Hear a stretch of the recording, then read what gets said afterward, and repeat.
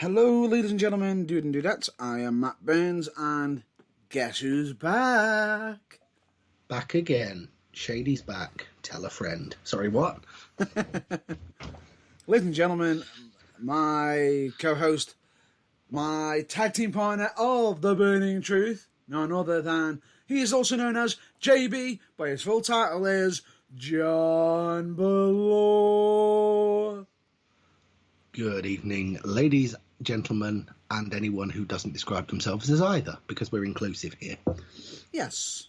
Why not? How are you? Yes, I'm back. I have had some personal tragedy, but I have recovered. And let's not talk about that, because we're here to talk about wrestling. And Jesus, there's enough tragedy in that we've got to talk about this week. So let's focus on that. Yeah, just to let you know, JB, I didn't actually specify why you weren't around. I stated if you wanted to, you could. That is up to you. If you don't, that's fine. Not to worry. That's cool. The plan was to just say that. Personal issues, but I'll leave it at that because I'll be brutally honest, no one listening is really bothered. They want to hear surreal rants about wrestling, so let's focus on that. And needless to say, I was potentially not in a very good place mentally, but I'm fine now, so please don't worry. Yes. But anyway, we've got to rush on because we have got a lot to discuss in such a short amount of time. Indeed, and ladies and gentlemen, we've got to bring back an old classic. I've been doing my version recently, but nothing beats the original. The following broadcast may contain references to storylines and indeed language not suitable for younger viewers, listeners.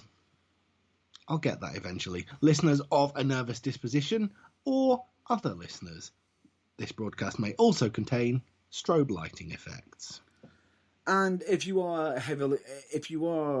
easily offended by strong language, understand there may be the odd slip up.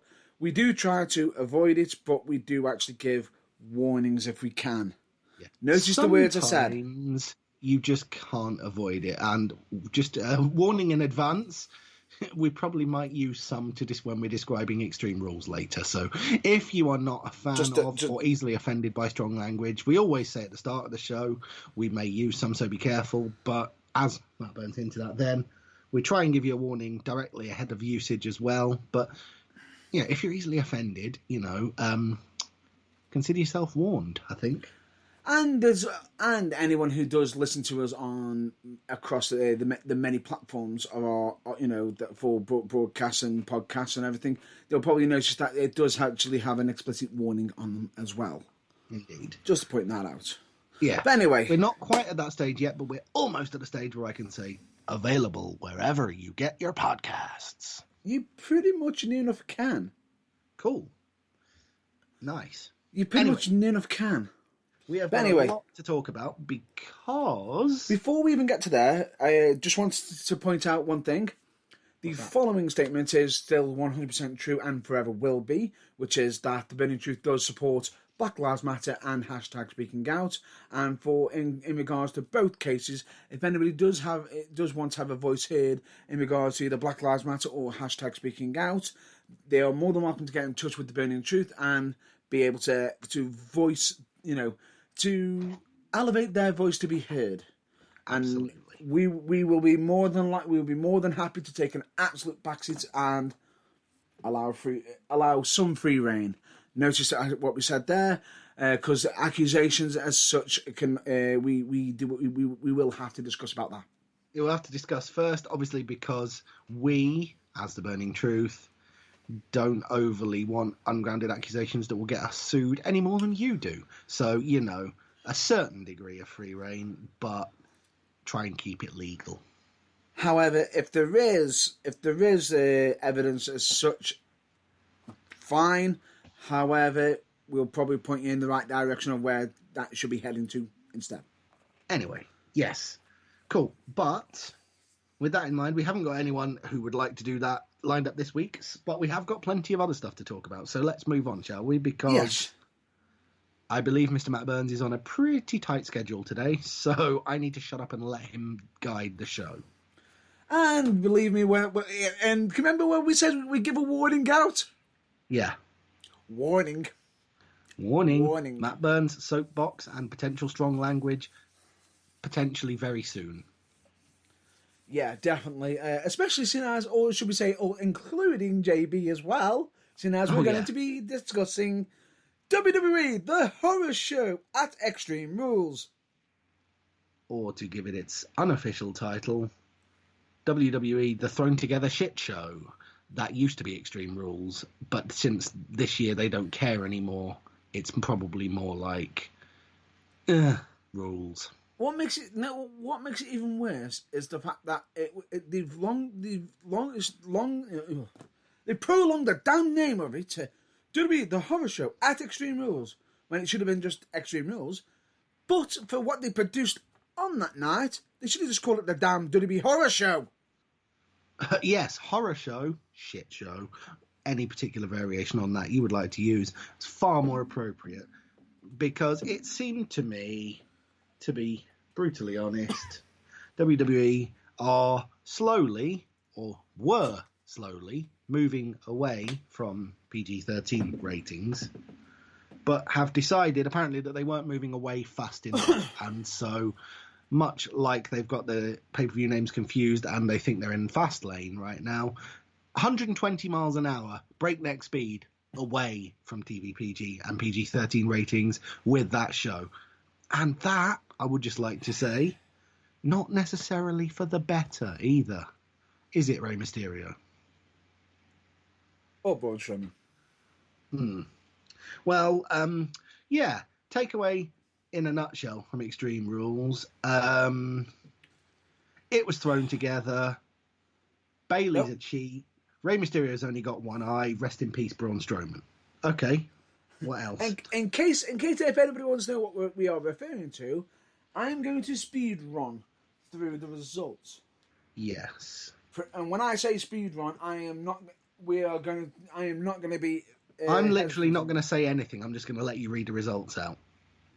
Right. Kevin Owens defeated Murphy in a singles match in the pre-show. Okay. Somehow Kevin Owens is now partying Murphy, even though he was against Seth Rollins at one point at WrestleMania. Suddenly comes back, almost indicates into a feud. Anyway, moving on. Weird. Anyway, tables match for the WWE SmackDown Tag Team Championship. Wow, new tag team champions Cesaro and Shinsuke Nakamura defeating the New Day, Big E and Kofi Kingston.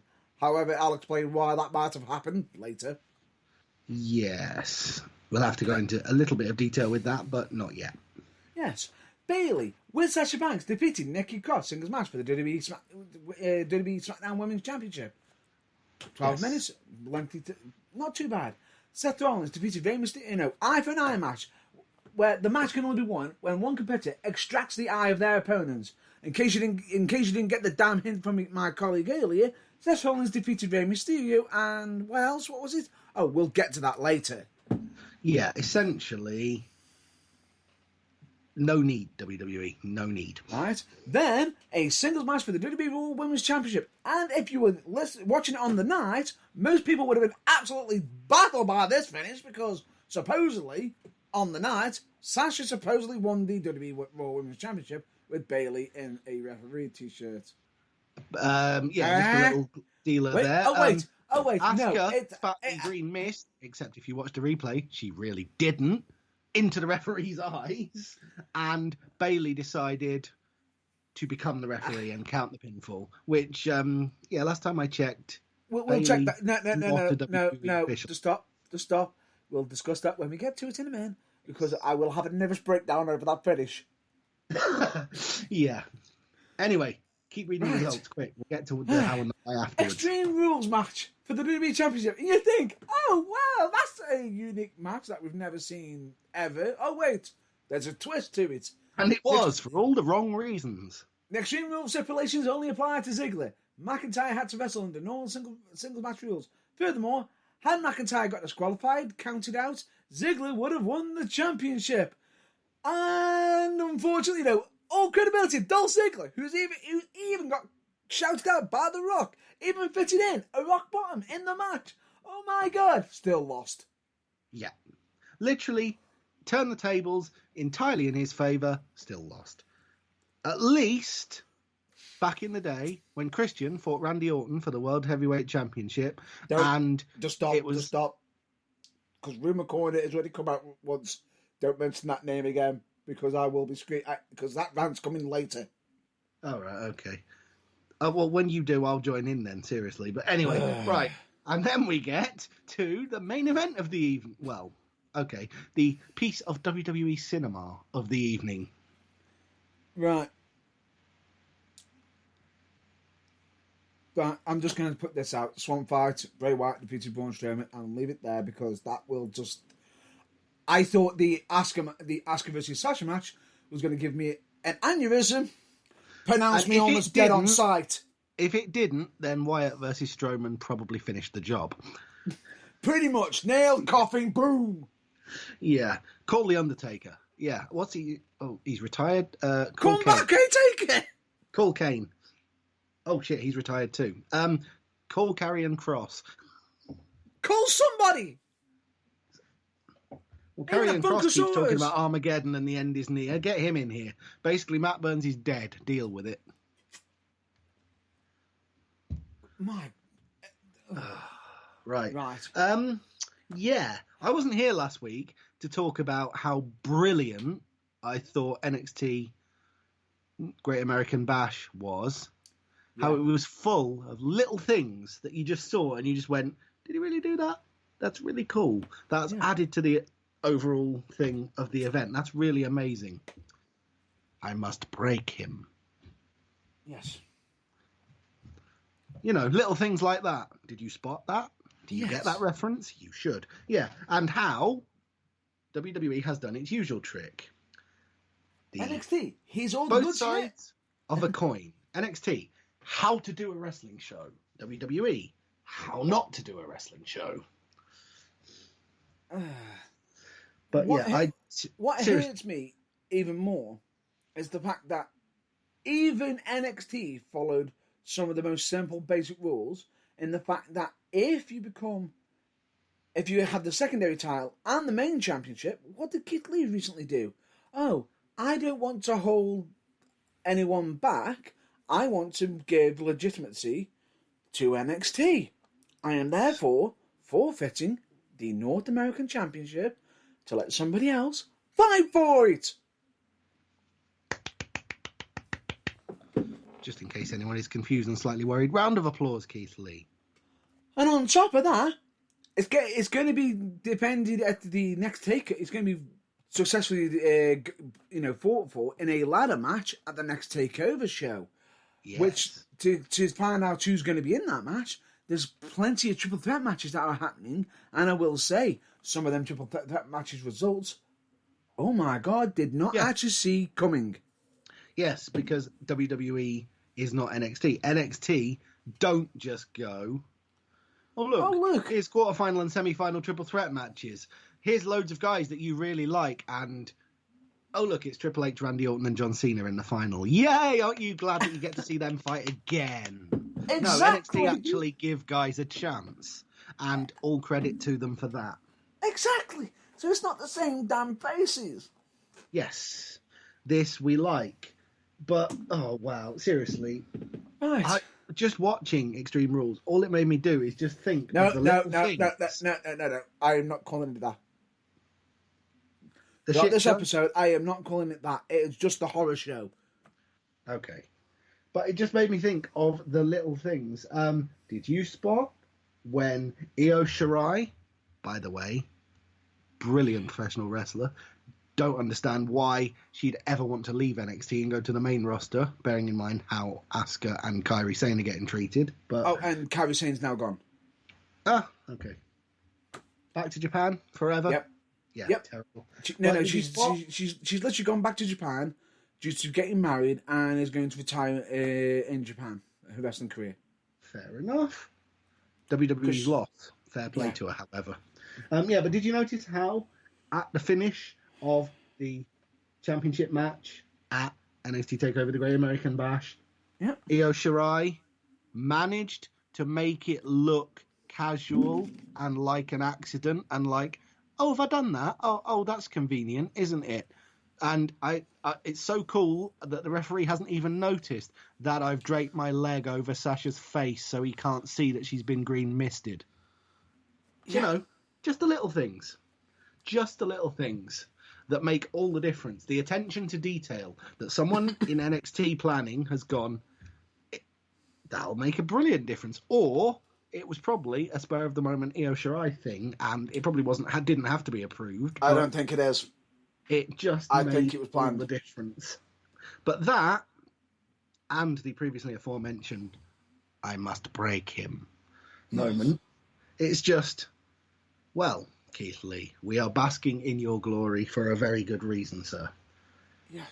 Because we're thinking about how immense NXT TakeOver was, so we don't have to think about how shit the shit show was. However, we do need. However, we could say that Keith Lee had broken him that much. Some of the news that we're going to be covering a bit later.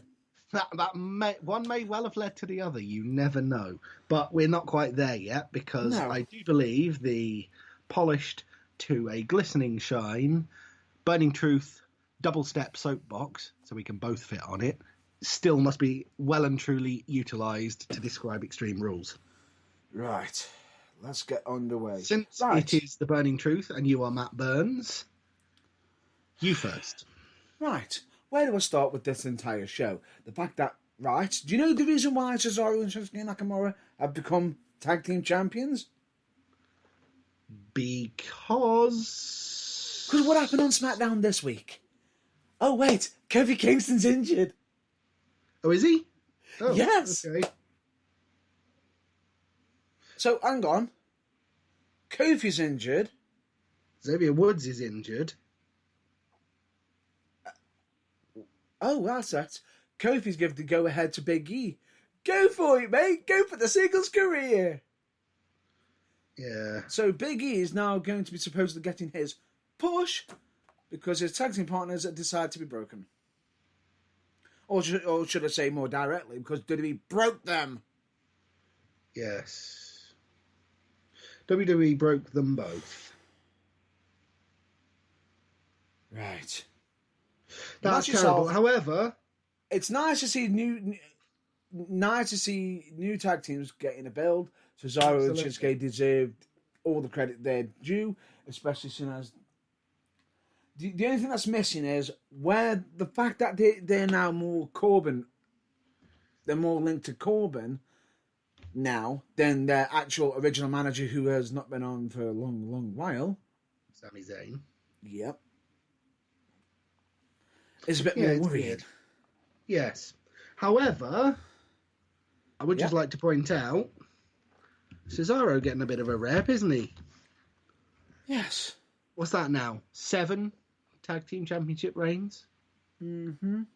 6 with Sheamus in the bar, and now 1 with everyone's favourite Japanese. He should have been world champion 2 years ago. Did you WWE. Did you just mention bar? Oh, how the irony of Sheamus in a bar. We'll get to that later. Yes. Anyway, yes. Before I have an embolism. Anyway. I think that's going to happen before the end of the show, unfortunately. We're taking every precaution, folks, but it may well take place. Anyway, yes, we've got to push on. Why we've got to push on. So, next reason of head in hand. Bailey versus Nikki Cross. Yes. Okay, it was what it was, and it happened. It was the match wasn't the worst. It wasn't the worst. It was fine. I just felt as though the start of the match, Nikki Cross was going 100 miles per hour because it was almost like she'd been given orders of hurry the damn hell up. Yeah, I know exactly what you mean there. It was a case, kind of felt like it was a case of, like you've got 4 minutes, like the Divas Championship days. Or almost like, quick, get your shit in. Yeah, like in the Divas Championship days. How many moves can you do? 4? Yeah, hit them all and then get the fuck out of there. Yeah. That wasn't good because someone like Nikki Cross is so much more than that. Yes. However, they've actually done a nice little tease on SmackDown because Bayley had actually pitted Nikki Cross against Alexa Bliss to become the #1 contender. Aha. And that match happened. Nikki won with a roll-up. And they were a bit more brutal with each other. You know, Nikki was that... It looked like Nikki was getting a bit cross, like she needed to have that match. But at the same time, you also got Alexa Bliss, who had that look on her face as if to say, okay. And it was like, ooh, they could go anywhere with this, between them pair. The only problem is, I don't want them to split. Yes, and nobody in their right mind does. Right? Why? Wait. WWE Why is are it determined to do that to every good pairing? What makes it worse is, right, the team we want to keep, they're splitting, and the team that we want to split, they're keeping. Because everyone knows that they want us to keep Nikki Cross and Alexa Bliss, but we sure as hell want to see Sasha Banks versus Bayley. Well, no. Do you know the reason that is happening and why that is continuing for a little bit longer? Oh yeah, because it's not SummerSlam or WrestleMania yet. Yeah, because SummerSlam is coming. At which point Sasha Banks will probably be crowned Raw Women's Champion legitimately, and then Survivor Series, which by the way is happening on the following Raw. Yeah, which we'll get. Which I know we've already done a spoiler there. But we'll get to that later. But then, after SummerSlam, they can fall out at their leisure, and it can get more acrimonious and more acrimonious to the point where winner takes all at Survivor Series. Raw Women's Champion versus SmackDown Women's Champion. Where have we seen that before? Oh, wait, Impact Wrestling. Yes. Didn't work last time.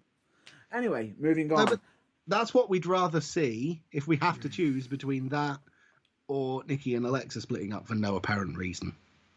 That's all I'm saying. And supposedly that wasn't the only appearance that Alexa Bliss had on this show. It wasn't, but the less said about the other one, the better. Moving on. An eye for an eye match. The match can only be won when one competitor extracted the eye of their opponent. Which means Seth Rollins didn't win because he sort of like... Wait, no. Seth Rollins won. But he didn't remove his eyeball. He did. Supposedly. Allegedly, supposedly. Allegedly. Who cares? Rey Mysterio's wearing a mask. He could have done anything. Do you know makes it even worse? He could have had the entirety of No Way Jose's entourage under there. Who the hell knows? I will give Seth Rollins his due for doing the throw-up after the match. He's putting it over. He was doing his best to put over how disgusting it was. Yes. Fine. That went a bit too far. Yeah, small confession. Yes? I did not watch this match. I flat out refuse to watch this match. No, good match. And, however, Seth Rollins may need to change his finisher.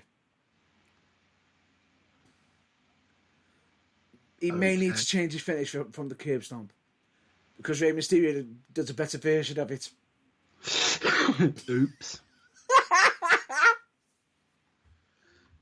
Yeah, well, there was a little moment of that when so somebody did something. I think it was in one of the women's championship matches, and somebody stole an NXT Superstars finisher.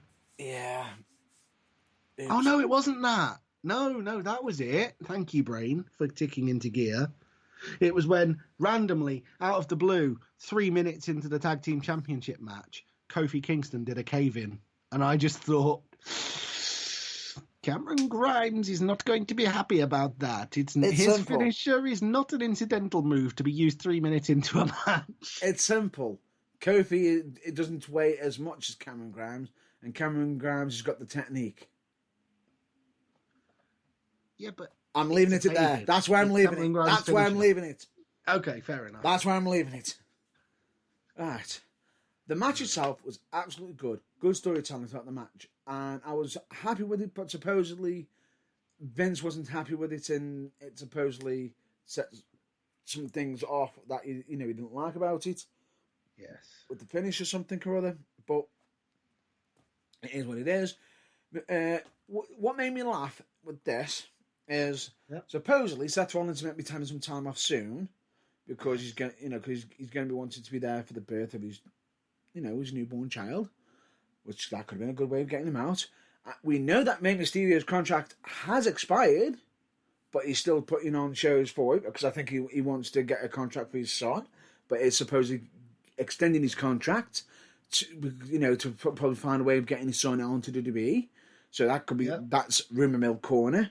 And what made me laugh is at the end of that, oh my god, I think it was Casey Caruso or one of the interviewers sitting there saying, "Oh, the doctor said that they may be able to reattach his eye." Translation. Afterwards, basically, WWE's get out of jail free clause for when Rey Mysterio comes back in 3 weeks. Absolutely normal. Wait, if he signs his new contract, or if he can see it, or if he doesn't, he can say, "Oh, he lost his eye. He's never returning." Yes. And then turn up elsewhere. And then, guess what that does? What? That gives us the unwanted nonsense of, congratulations, Dominic, you've got a contract, you're the next big thing. Your first feud is to job to Seth Rollins. Enjoy. Pretty much. But he hasn't got a contract yet. He's still training. I know, but that's the future. Right.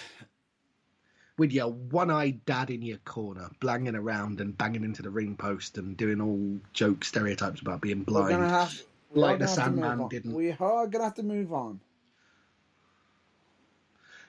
Probably for the best. Next match.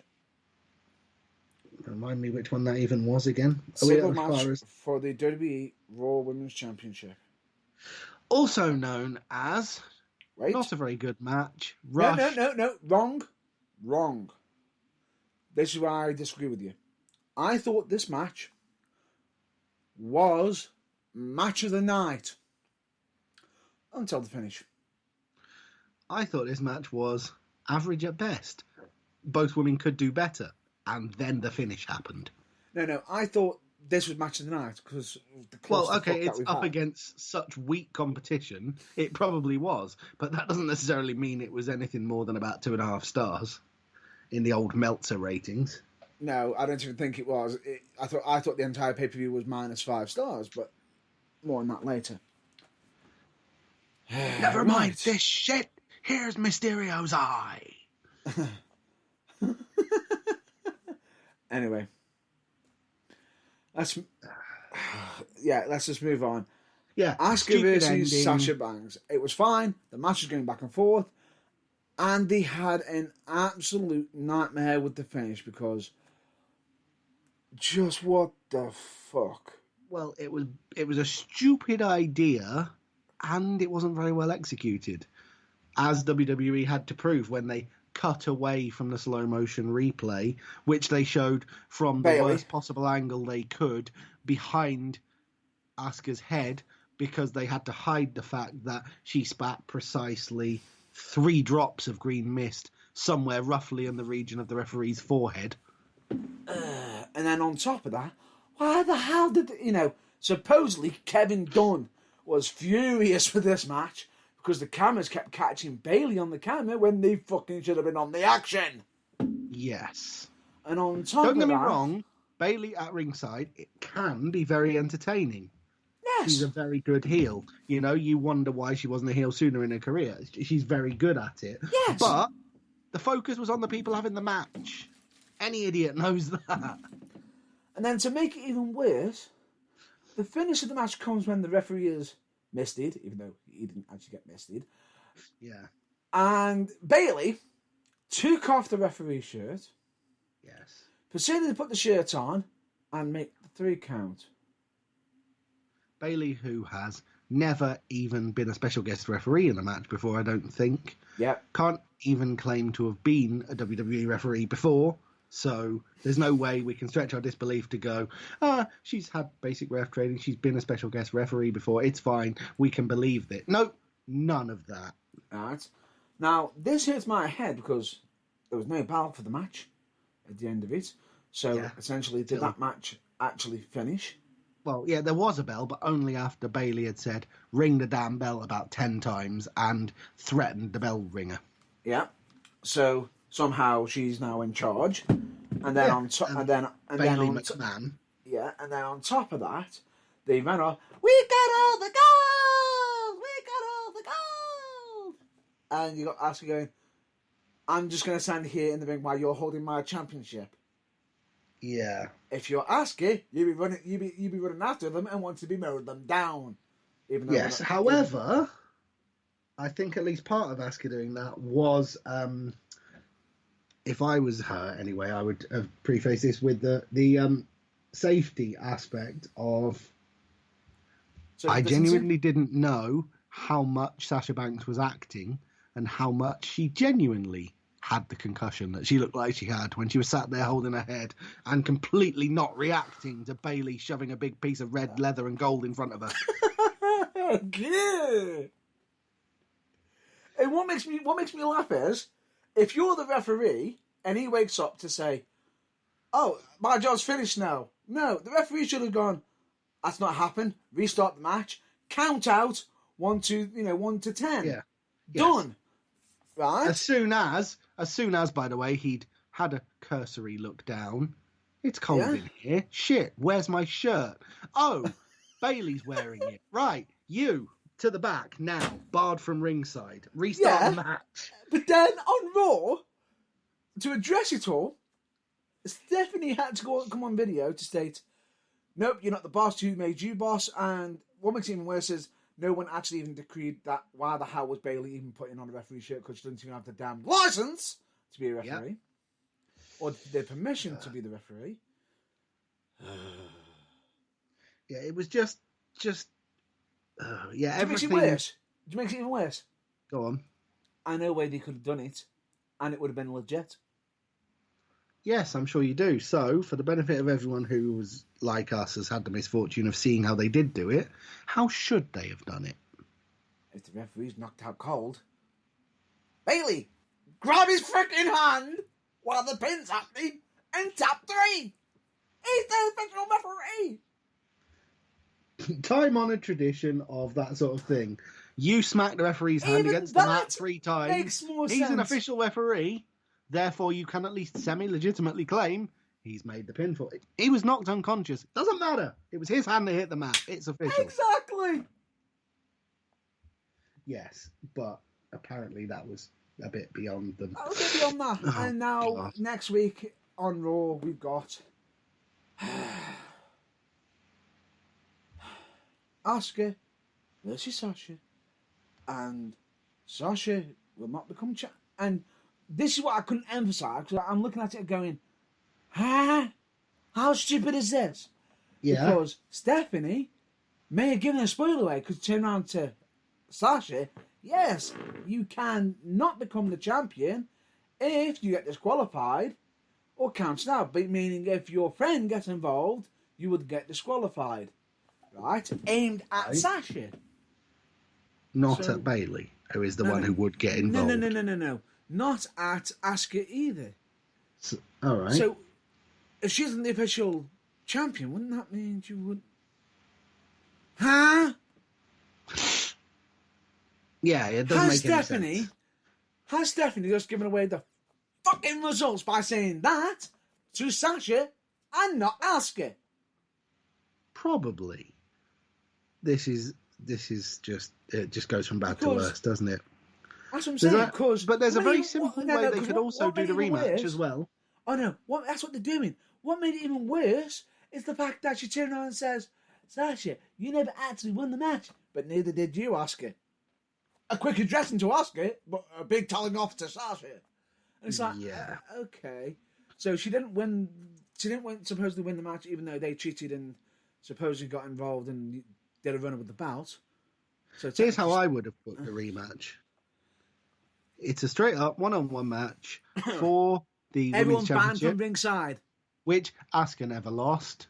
Kairi Sane, oh wait, no, she's in Japan, that's fine. And Bayley, she had a final match. There will be no crowd, not even Casey Catanzaro and the rest of the NXT crowd behind. And Bayley must remain behind the plexiglass at all times. Therefore, she can cheer Sasha on all she wants, but she can't physically get involved. There you go. Eliminate the threat, and therefore match is decided fairly. Right. That's how I would have done it. But anyway, whatever. Let's move away from that now, because the biggest shit show of the night has yet to come yet. Yeah, it's one of them. It's gets worse. Is it a masterpiece? is an absolute disaster. Is it brilliant? Is it awful? Is it the best thing to happen to wrestling ever? Is it? I My wished God, I I wish I was so Rey bad. Mysterio so I could only see this with one fucking eye. I wish this was so bad it was good. It fucking wasn't. It was just bad. It was not so bad. It was good in a Hardy Compound Ultimate Deletion / the original Bray Wyatt match. Was randomly not in WWE / what is it? The House of whatever it is. It was not so awful. It had a certain rustic charm. Yes. This was just flat out awful. What the fuck were they thinking? And we still got 2 matches. Sorry? And we still got 2 matches to go through yet. Oh, don't even get me started. Yeah. What were they on when they booked this? Right. Let's get to the Extreme Rules match. Well, the WWE Championship match with the Extreme Rules.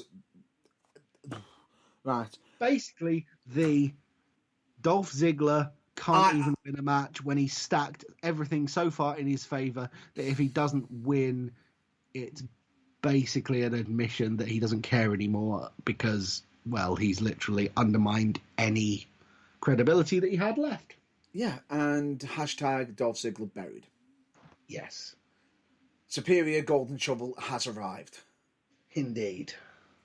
And unfortunately, and this is nothing against Drew McIntyre at all. This is just how WWE have been booking Dolph. Awful. Awful. Awful. Yep. Dreadful. Unbearable. Crap. And there's a reason why we've got to address this right now. Beyond the obvious fact that it was just silly. Yeah. Go on. Because on Raw, Dolph Ziggler is begging Drew McIntyre for a rematch. And you think, oh, let's have a rematch. Even though you stacked the deck against me. Yay! Drew actually showed some personality by going, no, get lost, Dolph. You're lost ultimately. Hooray! Sensible, you would have thought. To then Dolph go, no, don't you dare, you coward. Almost a bit like what you did with Goldberg. And I'm just there thinking, Drew's just going to walk in and decapitate him with a claymore. Yes, like any right-thinking human would. And then Drew just decided to go, oh, wait, no, I have changed my mind. You have convinced me, Dolph, to give you a rematch. Really? When Dolph turned around and said to him, any match you decide.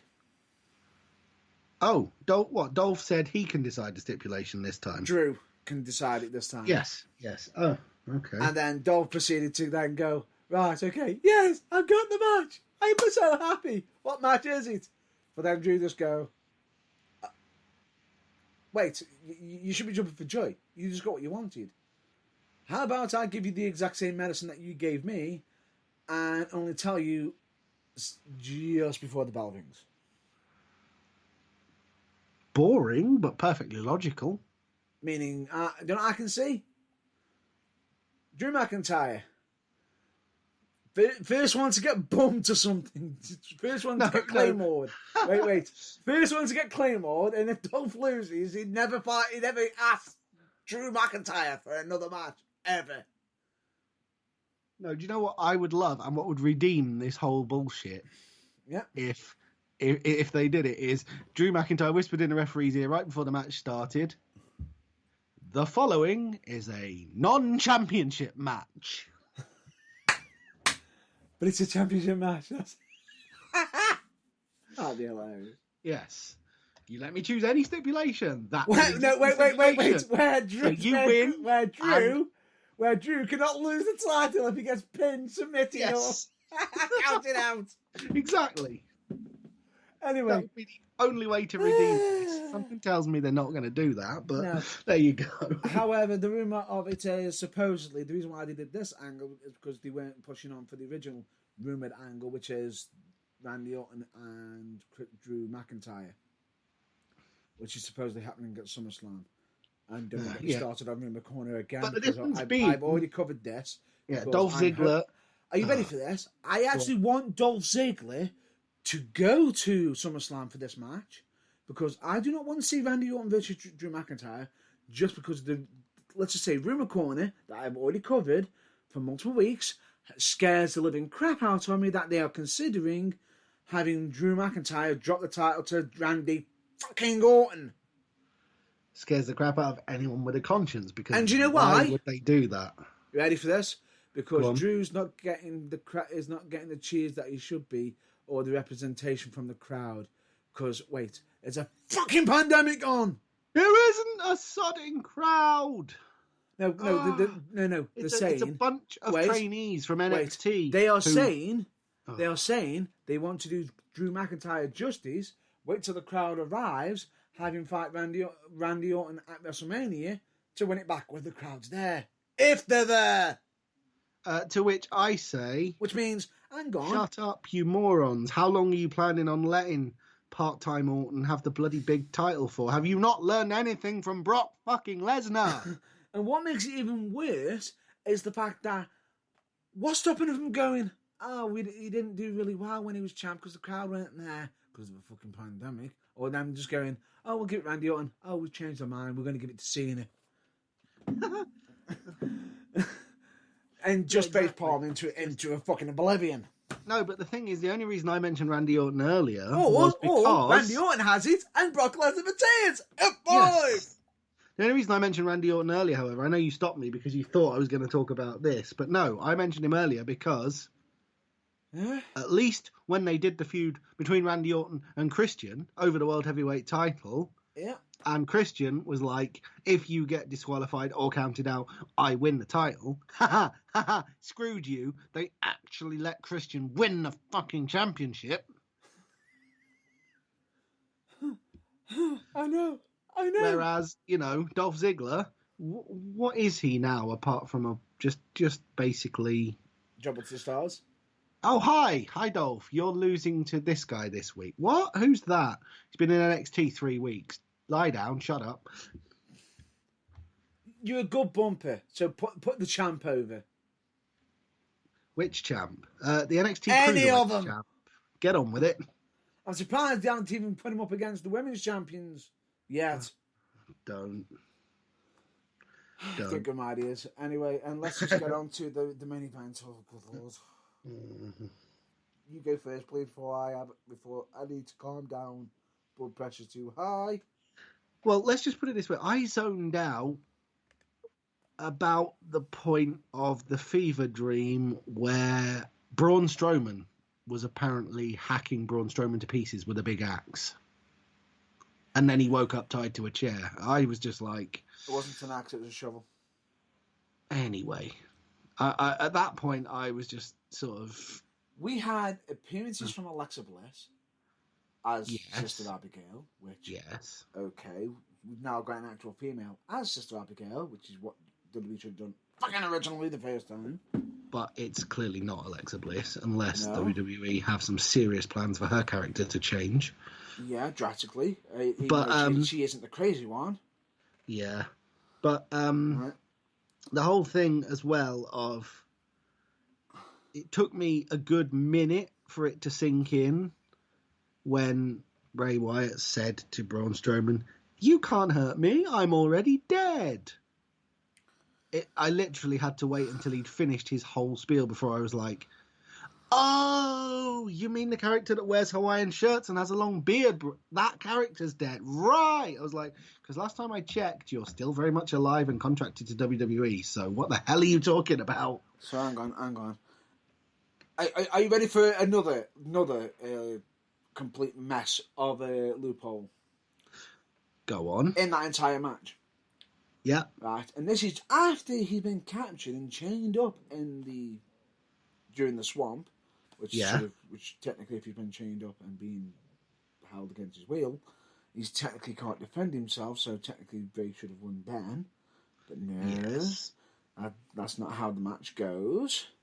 No, right. What I don't get is the fact that Braun Strowman couldn't bust out of them fucking chains, yet can flip fucking automobiles like it was fucking Tuesday. I'd not thought of that either, but no, it's like, yeah. He can flip trucks. He can flip ambulances. 7-ton truck? Yep, that's going on its side. 3 rows of chain wrapped around me in a wooden chair? Nope, can't break out of that. It's like, what? Yeah. epic logic fail. And that's before you even get to who were the random masked and one random not masked for some strange reason. People who Bray Wyatt randomly beat up, set on fire, and... Sorry, what? Why are they there? Jobbers. Yeah, I know, but something tells me at least one of them wasn't actually a jobber. It was just someone who wasn't otherwise on the pay-per-view. Otherwise, why would they give them an entirely face-covering all-black luchador mask? But anyway... do you know the only thing that actually surprised me about this match that didn't happen? But it did. No, the only thing that surprised me it didn't happen within this match is, given the storyline they're currently running in NXT, is it just me, or was it a massive missed opportunity for Dexter Lumis to show up? I think that would have made it better. Exactly. It couldn't have been any worse. How could randomly Dexter Lumis just looming out of the swamp going, oh wait, no, he doesn't talk, waving, and maybe putting a picture on the knocked out corpse of one of the jobbers or something. You know, it wouldn't have made any less sense. And what makes it even worse is the fact that you then got the end of the match is basically being dragged into the swamp, and for the winner to come out alone. And what makes it even worse is the fact that if you're being dragged into a swamp and not come out, does that mean that Braun Strowman is dead? The WWE Universal Champion is gone? He ceased to be? I didn't see Bray Wyatt come out of the water either. To be fair, he dragged him under with that, whatever it is, mandible claw nerve hold thing. Yeah. But I never saw him emerge from the Bray Wyatt either. Yeah, but supposedly Bray Wyatt is the one who won the match. And what makes it even more baffling and confusing is that this wasn't for the WWE Universal Championship. The fact that you've now essentially got two characters missing, and supposedly Bray Wyatt is still alive. Oh, no, Bray Wyatt didn't come out of the swamp, but The Fiend did. Yeah, which is fucking Bray Wyatt! Yeah. But the thing is, Bray Wyatt / The Fiend / whichever one it happened to have been beat the Universal Champion. So they're number one contender again. However, the only problem is, who are they going to fight? They've already just killed the guy with the gold strap. Exactly, my point. No, I agree. It's ridiculous on many levels and slightly silly. We've missed the match, haven't we? I had a feeling we'd missed something, but... Yeah, because we'll address that after. Because after all that, Braun Strowman's dead. He's not been turning up on SmackDown. Where have we seen the championship not being defended? Oh, good lord! This is reminiscent days of fucking Brock Lesnar. They're now trying to get the regular wrestlers who want to turn up every week doing the same fucking treatment. What is it with WWE wanting their champions to keep being missing from TV? To be fair, don't much give a shit if it means they elevate the two ugliest titles in the company, thanks to recent rebrands, instead. But I get your general point. Your champ should be present. What were they thinking with that US title rebrand? Seriously, what is that thing? You ready for this? What? And that's the match that we missed off.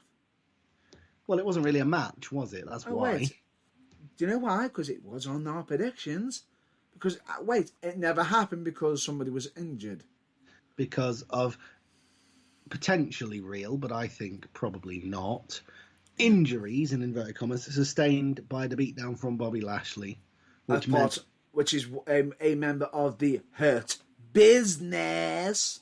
Which means that Apollo Crews was unable to compete, which means that apparently that means MVP. Ugly new title belt and new champion. I actually think the new belt looks better. Well, the thing is, right, I liked the old United States Championship simply because it was red, white and blue and it didn't have much gold on it. You know, it was different in a good way. No, but WWE needs to upgrade to make it look all better. At least the United States Championship now The new one looks far more better than the Intercontinental Championship, which looked like a comic rip-off of Progress. The Intercontinental Championship is foul and hideous. The new United States Championship is foul and hideous. Yeah. No. I don't think the United States one is, or the new one. That isn't actually legitimate yet. Well, it's the new championship. It's just... It's not official. It's not official until, Apollo Crews wins the inevitable unification match. But which I don't think he is. I don't like the new title. I think it's horrible. I think it's right up there with the let's get a 1990s Intercontinental Championship and put a big blue X in it, TNA X Division Championship, in the horrible stakes. Anyway. Speaking of which... WWF into WWE late 90s, early 2000s era Intercontinental Championship with the big stretched globe on it. Why couldn't they bring that back? That one was good. That one was leagues better than the piece of crap they've designed now. Anyway, that one was synonymous with Chris Jericho. Oh, wait, that's why they didn't bring it back. Never mind. Yeah. But anyway, let's move on. Because on to the next topic, which was a nice little segue from, because we mentioned the US Championship, which is MVP. Interesting fact, yes, I know a lot of people are saying, you've covered this already. MVP and Lashley, you've already covered it. Why are you mentioning it again? Interesting fact for you, ladies and gentlemen. What makes it so interesting is, do you know why it works between MVP and Lashley on WWE right now? Has it been done somewhere else before? Yes! Yes. Can you guess where? Was it them their minor leagues? It depends on what you classify as minor leagues. Well, in WWE's eyes, anything that isn't AEW. Yes. It was the company that got the run everything through the microscope, sue them if they so much as try and copy us in any way, shape or form treatment before AEW came along. But now AEW are there. They're the minor leagues and WWE don't care, so they can just steal their ideas at will. But it wasn't AEW. No. Like I said, it's the company that got the treatment AEW are currently getting before AEW was a thing. Yep. We are, of course, talking about Impact Wrestling. Yes. Impact Wrestling actually had the pairing of MVP and Lashley before WWE came up with the idea. Take into account... The nickname, what makes it even weirder is every nickname that supposedly Lashley had in Impact Wrestling was from MVP. I see.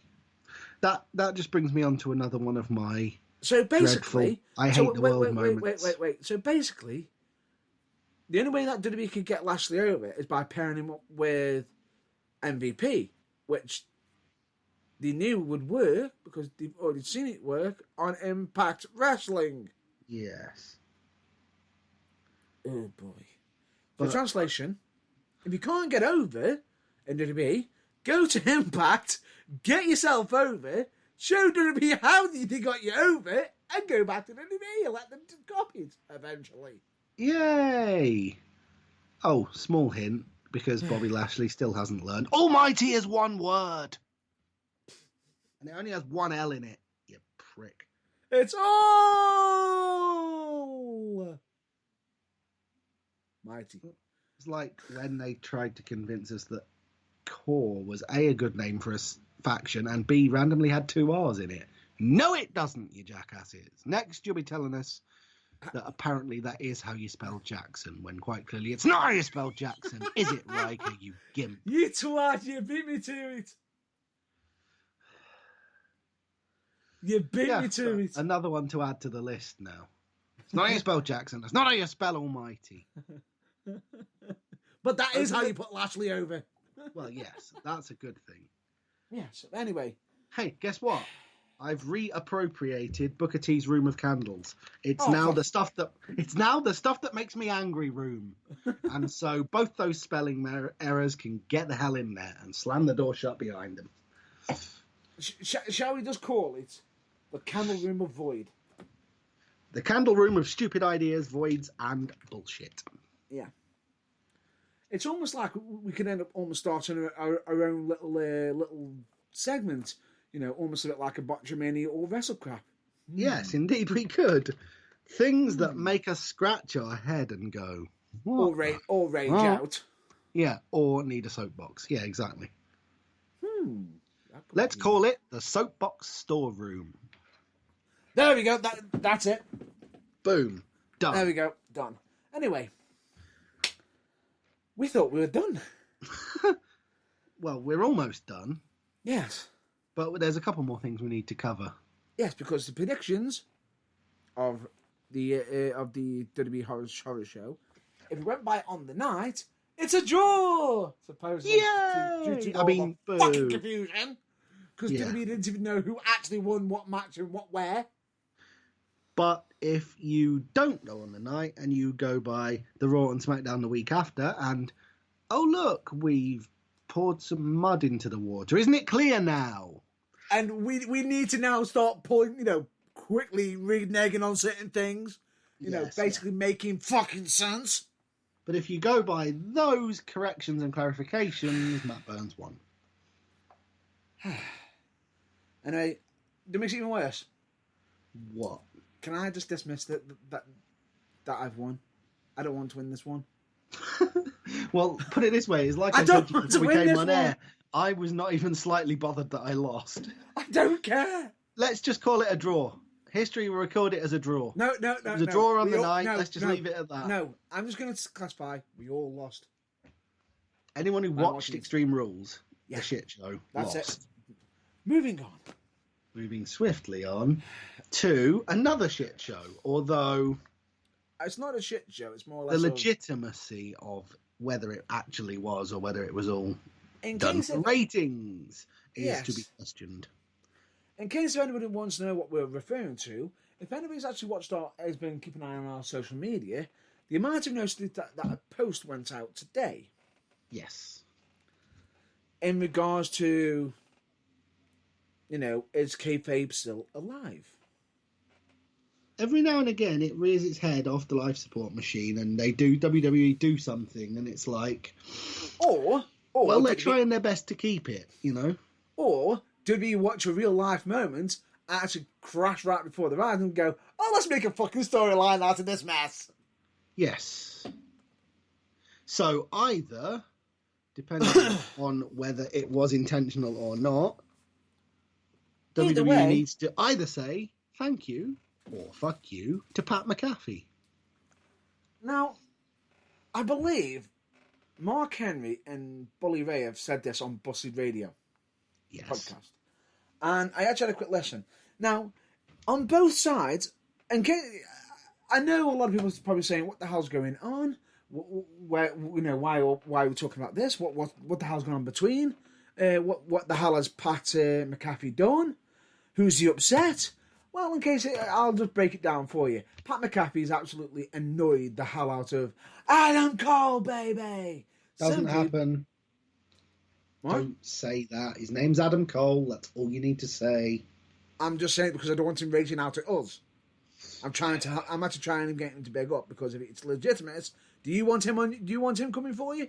Well, to be fair, if it's legitimate, then I'm 100% on his side. That's all I need to say. But at the same time, a few people think that Adam Cole was the villain because he actually took a shot at Pat. Because no, he said a naughty word on a live radio broadcast. No, not because of that. Because he was the one who turned around and started dissing him for his career. Huh? What? Some people will just... That's the kind of twisted logic that deleted because we don't do politics on this show reasons. But needless, it doesn't make any sense. But then Bully Ray pretty much turned around saying, hang on, I know exactly what you're saying, Mark Henry, but the problem is you got WWE who turned around saying to Pat, oh, well, we're going to help you in, you're going to do this, but then why the hell are you questioning our wrestler in regards to his height, his size, and the fact that he's got his friends around him? Hang on. Yes. And he's saying that Shawn Michaels is the better wrestler in it because, wait. Didn't Shawn have a team that actually helped put him over? Yeah. Didn't Adam Cole repeatedly and in the interview in question say he respects Shawn Michaels, he is not Shawn Michaels, he is not trying to be Shawn Michaels, he doesn't invite comparison because he wants to be the first Adam Cole. Yes. And what makes it even worse is they're trying to draw the line is almost as if to say, Shawn Michaels did it all by himself. Wait, hang on. No, he Wait, didn't. hang on. Didn't Shawn Michaels actually somehow have a group faction, also known as Degeneration X? Yeah, Shawn Michaels did it all by himself, just like Batista became a WWE main eventer with no help from anyone else. Yeah. No help. Bullshit. Yeah. And that's, it's... Yeah, it's just infuriating that, okay, they might have asked, for it to happen so that they could make something of it. They might have decided to make something of it off the back of it. But either way, it was just insensitive, and I don't understand why he did it. For me, you got the first jab being mentioned when Cole turned around and said, right, you poke fun at me. I've come on here on my day off, missing spending time with my family. Enough. I understand that certain people have the right, some people would say, ooh, I am a reporter. Let's keep digging at that. Yeah, no, seriously. Someone who you are interviewing has said, stop talking about that. Only in the world of wrestling and in the wider world, the world of, oh, look, here's 15 instant lawsuits. Does some idiot keep pressing when they're told that? Yeah, it brings into question was it real? Was it fake? Was it staged? Was it a shoot? And the question is... Did it start off being one way and end up going another? Because Pat McAfee's an idiot? Who really knows? But at the same time, a few people think it's staged because Adam Cole has shown disinterest to Pat McAfee, who has been on the pre-shows for NXT TakeOver. Yeah. Where he's wearing no bottoms for some unknown reason on... Shorts. He's wearing shorts, people. They're not swinging in the breeze. Nobody needs to think about that. Blue suit, but white shorts. What the fuck? Anyway, moving on. But yeah, Adam Cole, has spent the last 2.5 years on NXT television as the company's number one heel. He's not just going to smile and go, wait. Yes, please mock me at large. I'm fine with that. And longest reigning NXT champion in history. And he turns around and has the nerve to turn around and saying, oh, don't you think you'll make it big because you're so small? Yeah, at which point, I'm like... The things that immediately come to mind there are, one, shut up, Pat, you twat. He fires that shot. Shawn Michaels. 3, World Heavyweight Champion Rey Mysterio. 4, did I mention shut the fuck up, Pat? Just, what the fuck? I mean, seriously. Yeah. That's what I mean. And hang on. Didn't we have a supposed cruiserweight or X Division star on Impact Wrestling, also known as Austin Aries, win the World Heavyweight Championship on an Impact Wrestling? Yes, we did. At one point. It's just, my brain can't fathom it. Because I'm just sitting here thinking to myself, really? What are you doing? Pat McAfee is a prize idiot. I've often thought that. And he's pointing that out, yet he doesn't actually take a shot at Vince McMahon, who somehow became WWE champion at some point. Because he had help. Of course he doesn't.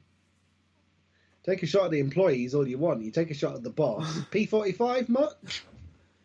Right, but you can't because he isn't actually part of the actual wrestling company. He's being brought in, so it's better realism.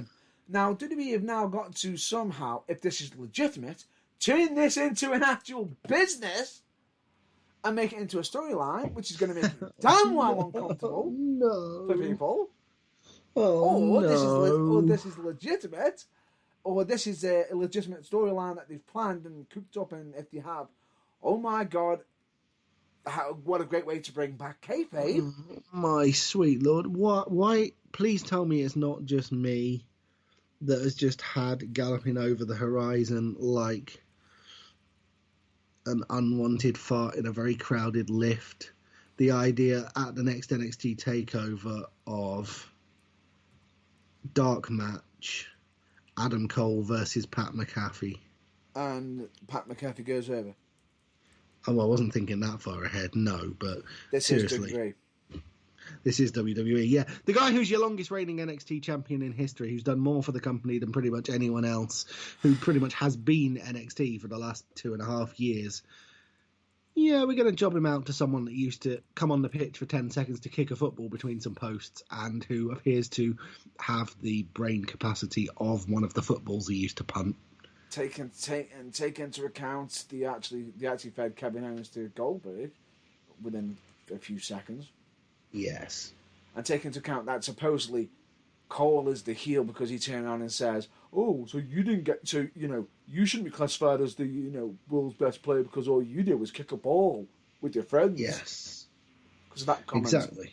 Because supposedly that, Adam Cole stabbed at Pat McAfee first and caused it to escalate. And it's like, and then you got Pat McAfee straight after he just got a reaction, And what made it worse is in the video, he's like, "Am I disrespecting you? No! That's not sarcasm."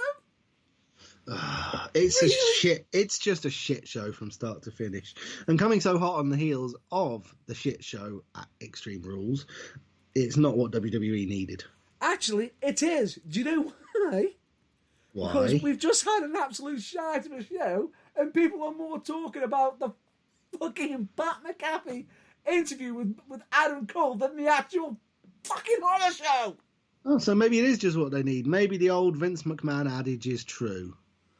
Maybe any publicity whatsoever is good publicity, especially if one sort is distracting from something else.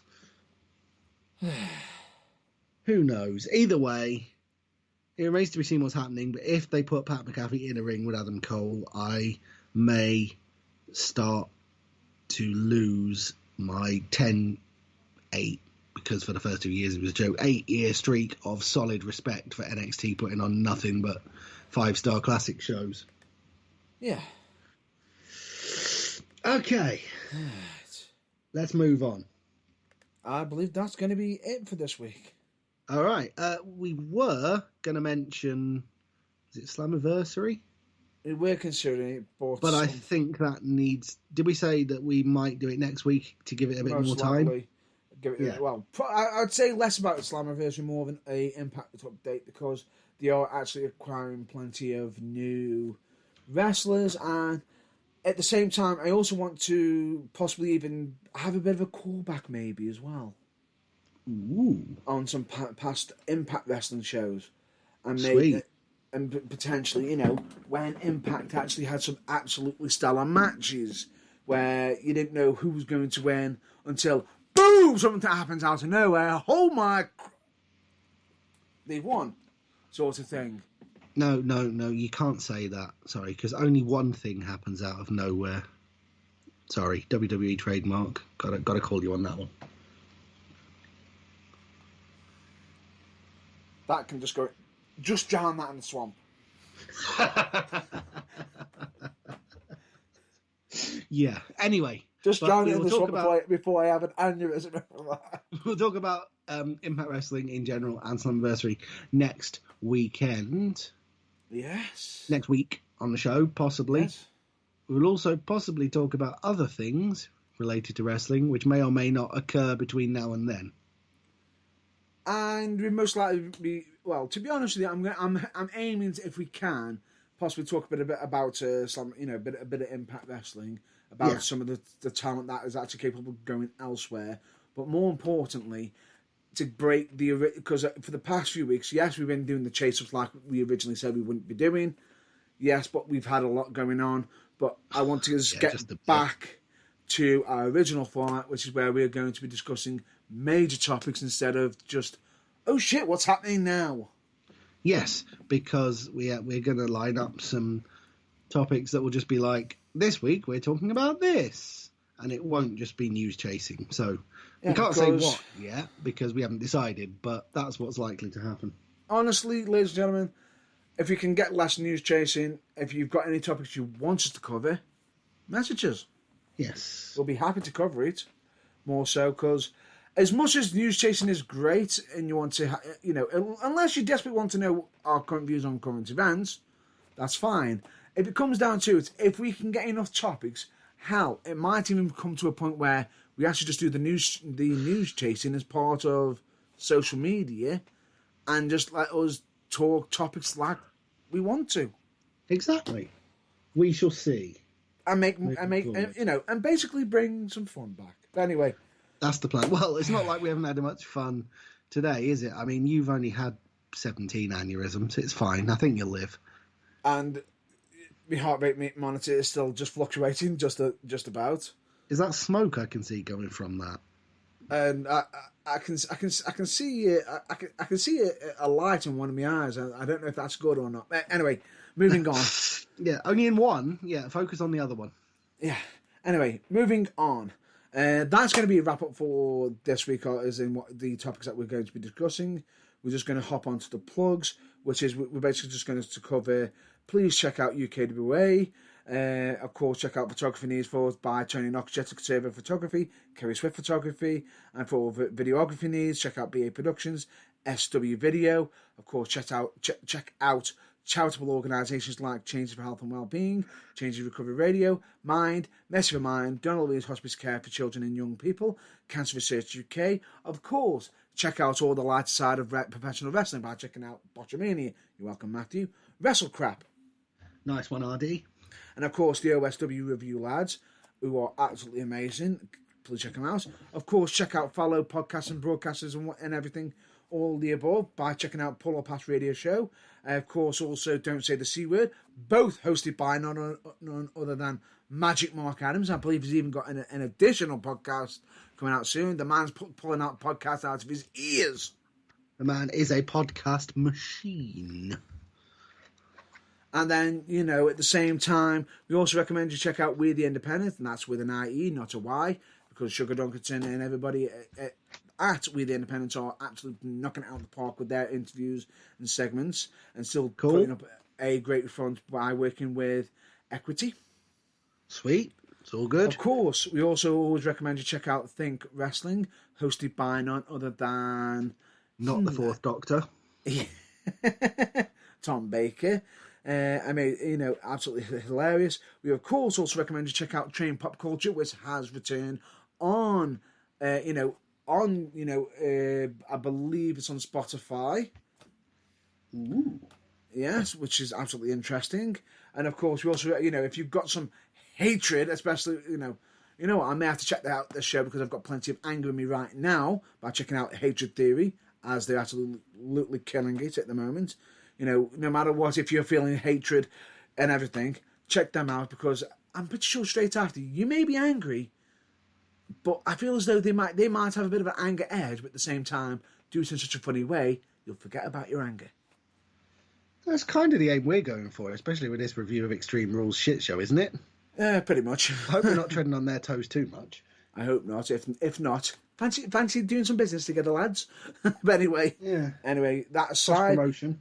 that could be a possibility. Who knows? We of course also recommend you check out Kayfabe Music. Indeed, you should. And if you want some first-hand examples of why, check out the beginning and the end of this very broadcast. Yes, and they're also doing actual, custom-made entrance videos or music videos for you as well now. Nice. And their actual bespoke tracks are currently, during the pandemic, at I believe, discounted price. Ooh. Encouraging you to spend even though you haven't got as much to spend. What's Correct. Not to like? Correct. We, of course, also recommend you check out Turnbuckle TV, which is just for what? $3.99. And if you want to check out some of the additional content, as in anything to do with Wrestle Talk, it's an additional £2 on top, or two or £3 on top. There's that much content on there. It's unbelievable. Absolutely. It's almost coming out your ears. 30 to 40 plus companies, followed by multiple podcast, news, reviews, and everything. Good Lord. It's just brimming with content. And then, of if you course, do get stuck in a wormhole down there, don't forget to like emerge for air once a week and still listen to The Burning Truth, hey? Cheers. please do, of course, and also, check out local promotions, be it either, Future Championship Wrestling, United Wrestling, Pro Wrestling for You, Future Shock Wrestling, Academy Pro Wrestling, Falling Star Wrestling, Venom Wrestling Federation, Slam Wrestling, Wolfram Pro Wrestling, and many, many others. However, before I even transfer on, I will just state that Academy Pro Wrestling is actually on the hunt for a new general manager. Applications can apply for the role if they're interested in it. I have considered dipping my hat in it, but at the same time, should I? Or should I go for something else? Where are they based? In Telford. I've been there. Ooh, tempting. And the scary thing about it is, for myself, I, to be honest with you, part of me just wants to either go there as general manager, or do I really just want to hope that they do actually return an original idea that they had before the pandemic to come back. I hope that idea doesn't go away and does return, because there you go. If that does happen, business may pick up. That's all I'll say. Well, there you go. Business may pick up. Yeah, but anyway, that aside, General Manager Burns. Yes, but anyway, in case we haven't mentioned your local wrestling promotion that you love and supremely want us to, you can either tell us off on the comments and everything and say how much of idiots we are, or you can actually just check out a wrestling app, called Babyface Wrestling App on your phone, which is where you can find out multiple magnitudes of companies, even if you don't know where your local one is, because you'll find it on there. Pretty much look it up on there. And do you want to know the best part about that app? Go on. It's free. Damn right it is. And of course on that, they also have some blog posts on there, and you can also follow your favourite wrestling company as well. Indeed. Matt Burns is on there. If you go on there, follow him. It'll make him feel warm and fuzzy inside. Thank you. Anyway, moving on, shall we? We also recommend you all to check out the Burning Truth website, which is www.theburningtruthuk.com. However, please put the brakes on and do not hold us responsible for any external links that are on there, because we cannot be held responsible for, as we do not have control. We do not have control of external websites or links. Indeed, we do not. So please consider yourself warned. Yes, and of course, check out our social media, which we are on Facebook, Twitter, YouTube, and Instagram. But you can also check out our episodes of The Burning Truth, be it on the website, Spreaker, Spotify, Google Podcasts, and I believe Deezer. iTunes, Deezer, and where else? Hang on. Most likely. If I Deezer. And most likely, go on, I say your line, say the line that you've been wanting to say all this time. Wherever you get your podcasts. Damn right. But anyway. And last but not least, that is going to be a wrap-up for this week. Well, I say wrap-up, but I'm going to just say, for the mental health segment for this week, we have seen a lot of people throwing out some anger and rage on Twitter. Well, I have anyway, at least. And, be nice. The one thing I will say is, and I'm going to have to say this right now, because I saw this actual quote on a T-shirt, ladies and gentlemen, and ever since I've seen it, it has stuck with me. Yeah. If you can be anything right now, anything in the world, be one thing. Be kind. In a world that has decided that it's going to lose its mind, be more kind, my friend. Be more kind. Yeah.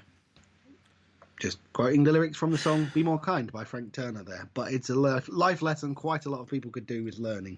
Yeah. And if you can't be more kind, then for God's sake, just follow the creed of Progress Wrestling and don't be a dick. Pretty much. Even though they have done it themselves a few times. Or better yet, actually, I believe a few other shows have had the saying of, listen, you're being a dick. Stop being a dick. Anyway, As we always state, it is okay to be not okay. Asking for help isn't a weakness, and you can find out you're more cared for than you could ever know, and more loved. And of course, never compare your behind the scenes to other people's greatest hits, quoted by Tom Campbell from Cultaholic. And of course, we always state this: make yourself a priority once in a while. It's not selfish. It is, of course, necessary. Absolutely. And with that, I hope you all. With that, that's going to be the end of this week's episode. So please, everyone, stay well, stay safe. We'll hopefully catch you on the next episode. Check out your local wrestling promotions, of course, on their social media. Give a call to family, friends, and people you haven't spoken to in a while. And that's a wrap up for this week. So we'll hopefully catch you next week. And for myself, and probably from my colleague, JB, it's been emotional. Catch you later. Thanks for listening. Speak to you next week.